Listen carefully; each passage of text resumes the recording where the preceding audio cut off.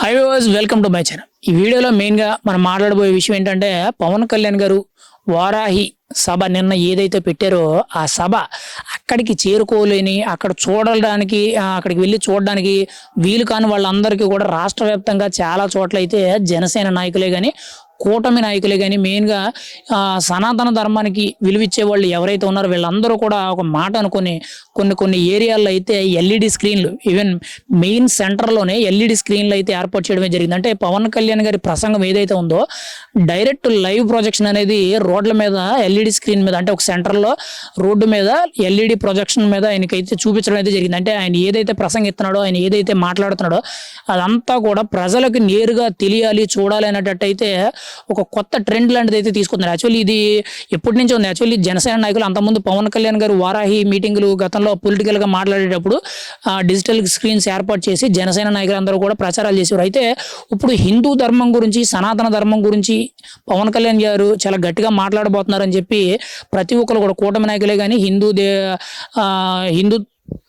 హిందూ మతం పాటించే వాళ్ళు ఎవరైతే ఉన్నారో వీళ్ళందరూ కూడా ఎల్ఈడి స్క్రీన్లు ఏర్పాటు చేయించి మెయిన్గా రోడ్ల మీద ప్రచారాలు, అంటే పవన్ కళ్యాణ్ గారు ఏం చెప్తున్నారు అనేటట్టు 10 మందికి తెలియాలని చెప్పి ఎల్ఈడి స్క్రీన్లు అయితే పెట్టడం అయితే జరిగింది. అందులో భాగంగా మెయిన్గా చూసుకుంటే నెల్లూరు గాంధీ సెంటర్లో అయితే ఒక పెద్ద ఎల్ఈడి స్క్రీన్ వేయడం, అక్కడ చూసే వాళ్ళందరూ కూడా అసలు ఒక రేంజ్లో కూడా పవన్ కళ్యాణ్ గారి మాటలకు ఫిదా అయిపోవడం.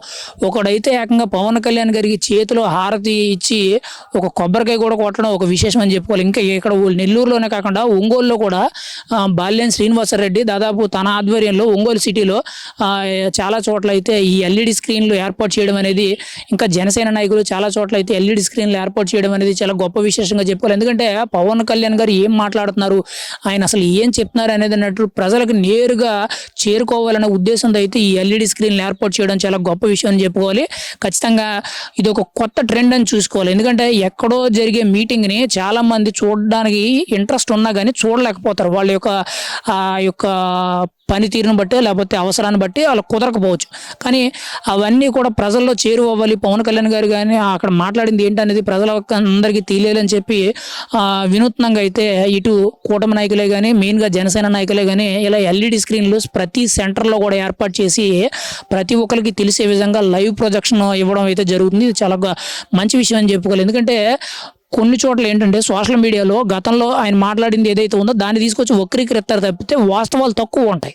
కానీ ఏంటంటే లైవ్లో ఏం మాట్లాడాడు, ఏం చెప్తున్నాడు అనేది క్లియర్గా వినాలి అని అంటే ఇలా లైవ్ ప్రొజెక్షన్ అనేది మంచి విషయం అనేది, పైగా మంచి ఏంటి చెడు ఏంటి అనేది ప్రజలకు నేరుగా తెలుస్తుంది అనేటట్టయితే ఈ లైవ్ ఏదైతే ఎల్ఈడి స్క్రీన్స్ ఏర్పాటు చేసి పెట్టడం అనేది మంచి విషయం అని మనం అయితే చెప్పుకోవచ్చు.